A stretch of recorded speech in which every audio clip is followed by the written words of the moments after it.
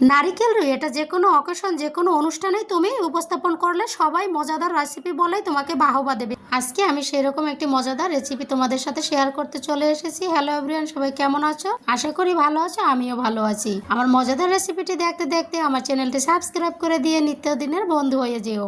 আর যারা নতুন বন্ধু আছো তারা আমার চ্যানেলটি সাবস্ক্রাইব করে দিও। রুই মাছটা আমি কেটে কুটে ধুয়ে নিয়েছি, এটাকে আমাদের ভেজে নিতে হবে। আমি মাছটাকে দুবারে ভেজে নেব, মাছটা একটু কড়া করে ভেজে নিতে হবে। আমি একবার ভেজে নিয়েছি, এখন দ্বিতীয়বারেও ভেজে নেব। আজকে আমি এখানে মোট 6 পিস মাছ নিয়েছি, 3 পিস লেস আর 3 পিস মাছ। এটা দিয়ে আমাদের মজাদার রেসিপিটি আজকে তৈরি হয়ে যাবে। লেসটাও আমি ভেজে নিয়েছি, কত সুন্দর একটা কালার করে আমি লেসটাকেও ভেজে নিয়েছি। এই মাছটা একটু ভালোভাবে ভেজে নিতে হবে। আর এদিকে আমি যে আলুটা দিয়ে মাছটা রান্না করব সেই আলুটাকে সেদ্ধ করে ছুলে নিয়েছি। আলুটা আমাদের সেদ্ধ করে নিতে হবে। আলুটা আমি দুভাগে দেখো ভাগ করে নিয়েছি। কিছুটা আলু আস্ত রাখবো আর কিছুটা আলু আমি পেস্ট করে নেব।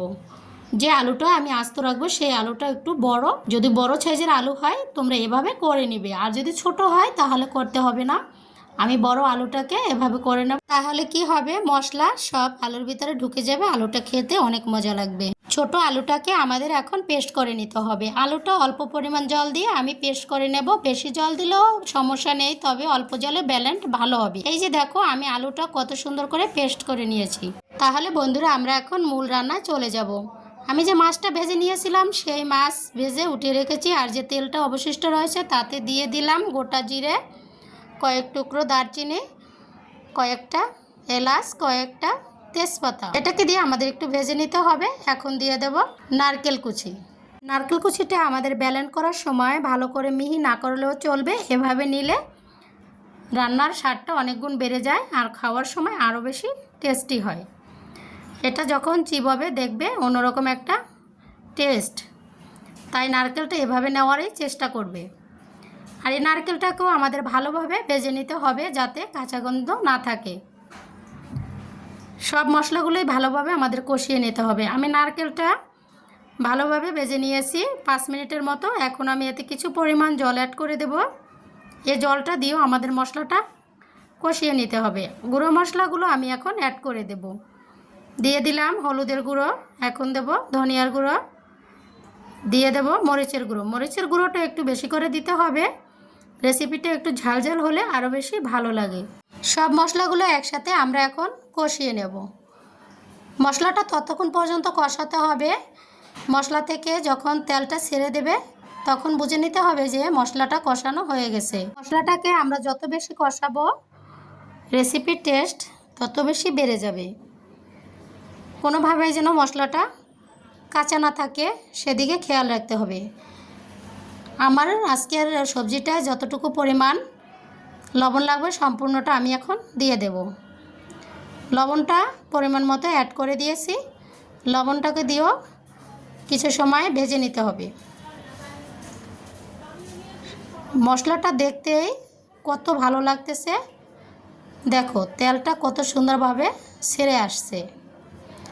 এখন এর সাথে অ্যাড করে দিতে হবে আমরা যে পেস্ট করে রেখেছি আলুটা, সেই আলুটা দিয়ে দেব। আলুর পেস্টটা দিয়ে দিয়েছি, এটাকে দিয়েও আমাদের ভেজে নিতে হবে। একটা গ্রেভি গ্রেভি মশলা তৈরি হয়ে গেছে। এই মশলাটাও আরও ভেজে নিতে হবে। আমি এটাকেও 10 মিনিটের মতো ভেজে নিয়েছি। ছুলে রাখা আলুগুলো এর সাথে অ্যাড করে দেব। আলুর সাইজটা আজকে আমি এই সাইজের নিয়েছি, তাই আলুটা একটু বেশি টাইম ভেজে নিতে হবে। ছোট সাইজের আলু হলে আরও ভালো হয়। আলুটাকেও বেশ কিছুক্ষণ ভেজে নিতে হবে, আলুর ভিতরে যাতে মশলাটা ভালোভাবে ঢুকে যায়। আলুটা আমার ভাজা কমপ্লিট, এখন আমি জল অ্যাড করে দিলাম। এই রান্নাটায় যদি গরম জল অ্যাড করা যায় তাহলে আরও বেশি ভালো হয়। আমি এখানে গরম জলটা অ্যাড করে দিয়েছি, সেজন্য তাড়াতাড়ি বলক চলে এসেছে। এই যে দেখো আমার আলুর ঝোলটা আমি এ পর্যায়ে রেখেছি।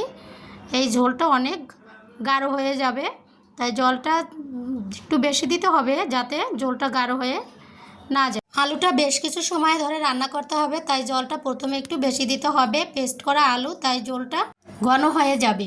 প্রথমে জলের পরিমাণটা ঠিকঠাকভাবে দিতে হবে। আমি এখন মাছটা দিয়ে দিয়েছি। রুই মাছটা দিয়েও আমাদের বেশ কিছু সময় রান্না করতে হবে। এই যে দেখো আমার রান্নাটা এ পর্যায়ে এরকম হয়েছে। জলের পরিমাণটা আমি একটু বেশি দিয়েছিলাম বলে রান্নাটা পারফেক্ট হয়েছে। এই ঝোলটা যখন ঠান্ডা হবে আরও গাঢ় হয়ে যাবে। এখন আমি অ্যাড করে দেব ধনিয়ার পাতা।